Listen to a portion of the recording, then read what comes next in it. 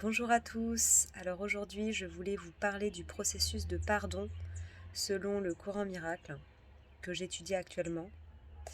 Alors comme je suis seulement au début de son enseignement, je n'aurai pas la prétention de dire que j'ai tout exploré à ce sujet et que je peux vraiment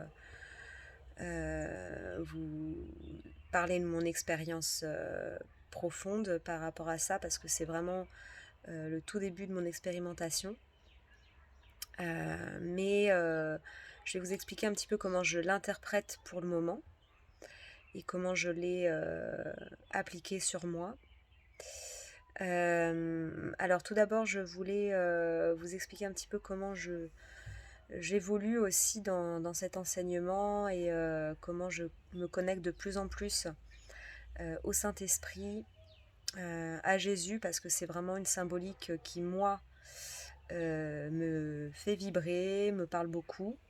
Ça peut être une autre symbolique, ça peut être le Bouddha, ça peut être une autre symbolique divine, une déité, ou alors tout simplement quelque chose que vous ressentez à l'intérieur de vous, une vibration, une énergie.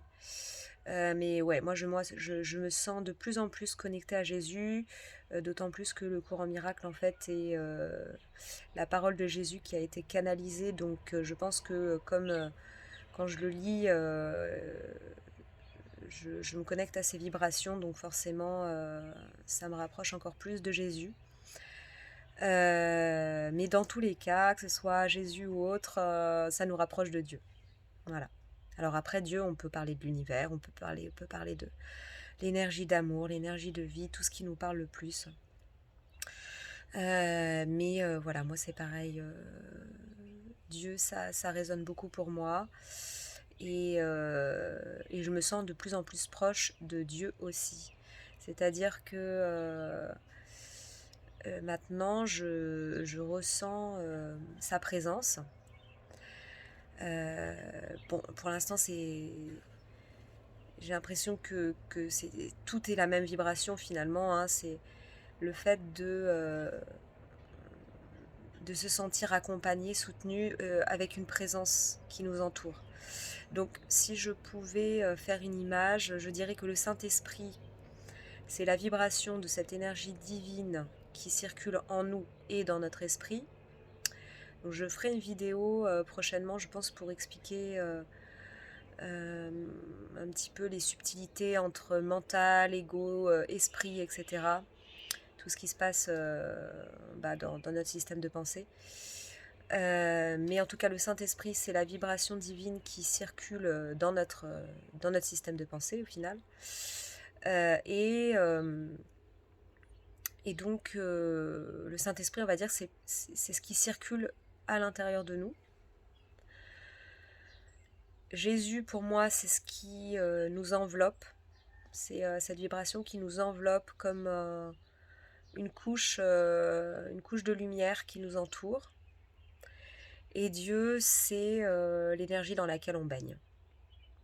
Et quand on est en dehors de cette illusion qui est notre monde, on est baigné dans cet amour de Dieu.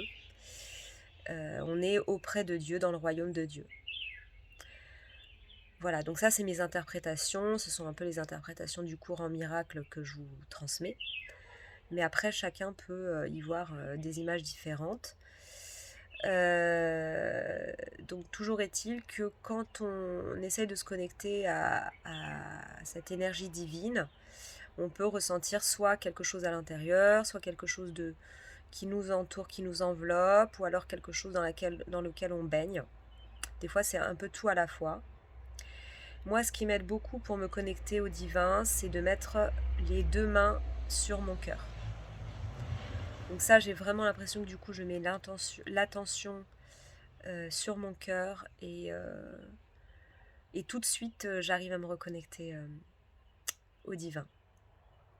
Donc tout ça, c'est nouveau pour moi. Grâce au cours miracle, je médite depuis des années et je ressens des énergies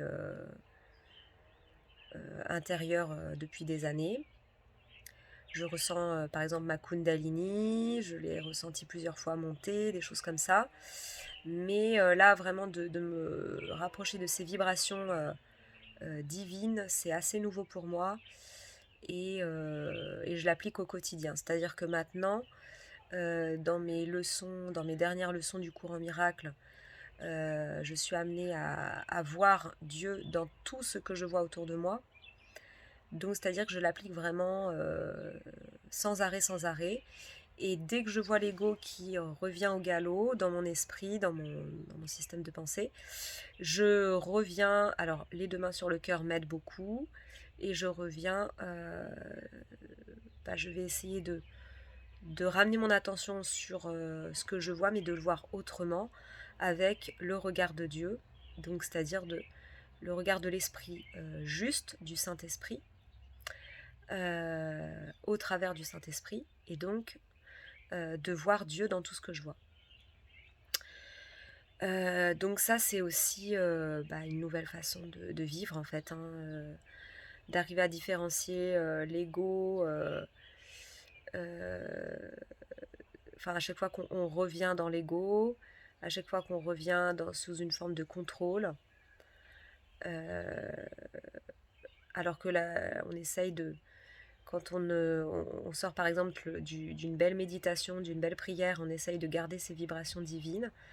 Donc ça perdure, et puis à un moment donné, on revient, il y a l'ego qui revient, il y a des pensées qui reviennent, et les vibrations baissent.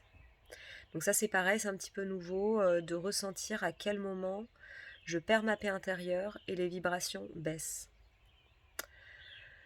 Donc c'est tout un travail d'observation. Et aujourd'hui, donc, pour vous parler du pardon, en fait, quand on ressent du coup que les vibrations baissent de plus en plus, et que y a une souffrance qui revient, donc liée à l'ego bien évidemment, donc on essaye d'observer tout ce qui nous ramène à cette baisse de vibration, tout ce qui se passe à l'intérieur, toutes les pensées qui viennent se bousculer à l'intérieur.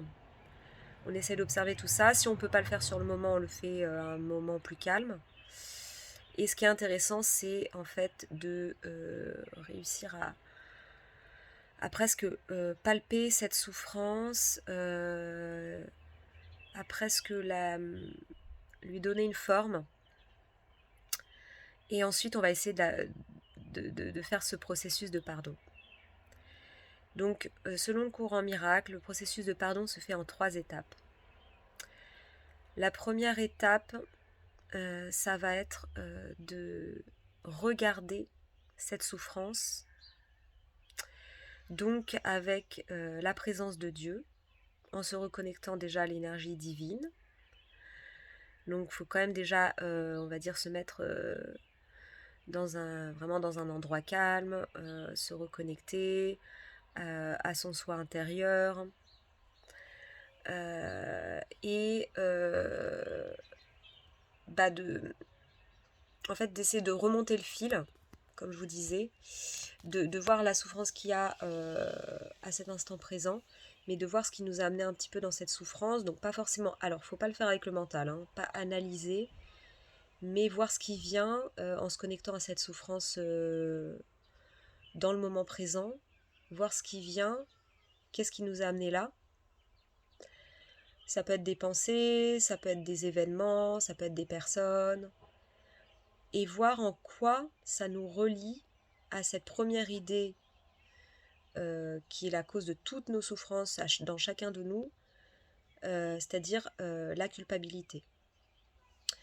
Alors, je pense que je ferai aussi une vidéo là-dessus, j'en ai déjà parlé dans certaines vidéos, mais en fait, selon le courant miracle, nous sommes tous en souffrance et dans cette douleur de la culpabilité, parce que nous avons décidé, on a choisi en fait d'expérimenter la séparation. Nous sommes tous un tout, nous sommes tous la même chose, nous sommes tous le Fils unique de Dieu, et il y a une partie infime de notre conscience qui a voulu expérimenter la séparation. un petit peu pour voir, pour se dire, bah tiens, si je me crée une identité, qu'est-ce que ça donnerait si je me séparais de ce tout et que chacun vivrait une chose différente, une identité différente, qu'est-ce que ça donnerait? Et à ce moment-là, il y a eu tout de suite un sentiment de culpabilité qui est apparu, au moment même, au moment même où se s'est créée cette séparation. Bah, comme l'enfant qui fait une grosse bêtise et qui se dit «Oh, qu'est-ce que j'ai fait?» Voilà, donc je vais pas m'étaler là-dessus, mais en fait, voilà d'où vient en gros ce sentiment de culpabilité. Donc l'idée, c'est dans cette première étape de remonter le fil et de comprendre pourquoi, en quoi on ressent cette culpabilité. Alors ça peut être aussi de la colère. La culpabilité se manifeste aussi par de la colère. C'est en fait tout simplement la projection de notre culpabilité à l'extérieur de nous. Donc sur le monde qui nous entoure. C'est-à-dire sur notre entourage, sur d'autres personnes. On peut être en colère contre d'autres personnes ou tout simplement sur des événements, des contextes, des choses qui nous mettent en colère, des choses du monde, la mondialisation, la maltraitance des femmes, des choses comme ça. Voilà. Enfin, plein de sujets qui peuvent vraiment, vraiment nous mettre en colère. Et donc, quand on a fait un petit peu rapidement hein, ce lien dans notre esprit, il faut vraiment que ça parte de l'esprit, pas dans une analyse mentale. Donc ça parte un petit peu du cœur, hein, c'est-à-dire vraiment en présence de Dieu, euh, entouré de cette énergie divine, et voilà. Et donc quand on a fait le lien, en fait, alors j'étais dans une sorte de... je savais pas trop comment exprimer ça, si c'est le fait d'accueillir ou juste de regarder la souffrance. Parce que j'ai vu une vidéo qui parlait qui disait que le fait d'accueillir la souffrance n'était pas forcément une bonne chose, parce que ça veut dire qu'on l'invite, et qu'elle est la bienvenue. Et le fait de regarder, c'est vrai que c'est plus, ça met de la distance. Alors moi, ce qui m'est venu en fait, c'est un petit peu entre les deux, c'est d'embrasser la souffrance. C'est-à-dire que du coup, on va la regarder, voir qu'elle est là, et pas seulement la regarder, mais la regarder avec bienveillance et amour, et sans l'accueillir, c'est-à-dire sans lui dire qu'elle est la bienvenue et qu'elle peut rester là, juste l'embrasser comme pour lui dire au revoir. Mais pas lui dire au revoir en la rejetant, hein. Embrasser cette souffrance avec beaucoup d'amour, beaucoup de tendresse, beaucoup de compassion. Comme j'ai envie de dire une personne qui est sur le point de mourir, qu'on sait que c'est ses derniers moments, une personne proche, et qu'on a envie de vraiment embrasser, enfin vraiment avec cette compassion, cet amour, comme si on lui donnait tout ce qu'on pouvait lui donner à ce moment-là. Et ensuite vient la deuxième étape, c'est de lâcher. Et donc on va lâcher cette souffrance. On va lâcher en lui pardonnant. Donc c'est une forme de lâcher prise. Et toujours pareil, en présence de cette énergie divine. Donc si on prend cette image d'embrasser la personne, et ben on va tout simplement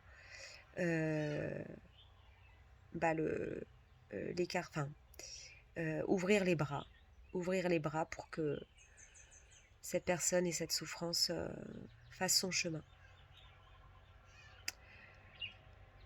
Et ensuite, la troisième étape, alors c'est magique, il n'y a absolument rien à faire. Dieu s'occupe de tout. Voilà. Donc ensuite, vous vous en remettez complètement à Dieu. Et Dieu s'occupe de tout. Dieu s'occupe de transmuter tout ça dans la lumière. Et je suis en train de m'intéresser aussi à l'alchimie. C'est un petit peu ce processus d'alchimie, c'est-à-dire de transformer l'ombre en lumière. Et là, bon, je ne pourrais pas vous en parler parce que je suis vraiment au tout début de ces découvertes, de ces, de ces concepts et de ces processus d'alchimie.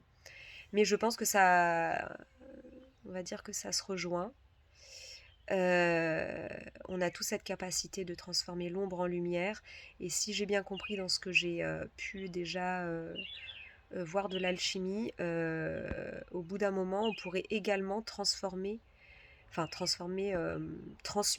ou se servir de l'ego euh, comme quelque chose de beaucoup plus lumineux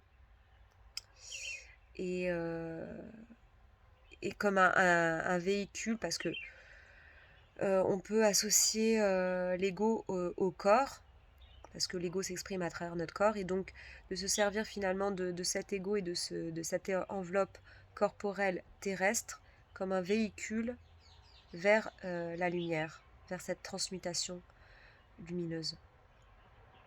Voilà, donc je ne sais pas si c'est très clair pour vous pour l'instant, mais je pense que je pourrais être encore plus claire dans quelques temps quand j'aurai encore étudié plus profondément tout ça. Mais j'espère que ça vous a parlé, que ça va vous aider. Donc je répète juste les 3 étapes du pardon. La première, ça va être de regarder la souffrance dans le sens euh, remonter d'où elle vient, si on peut, mais en tout cas d'essayer de lui donner une forme et de l'embrasser avec cette énergie divine. Et la deuxième étape, ça va être de la lâcher, donc d'ouvrir les bras. Et la troisième étape, s'en remettre complètement à Dieu, qui va faire tout le reste.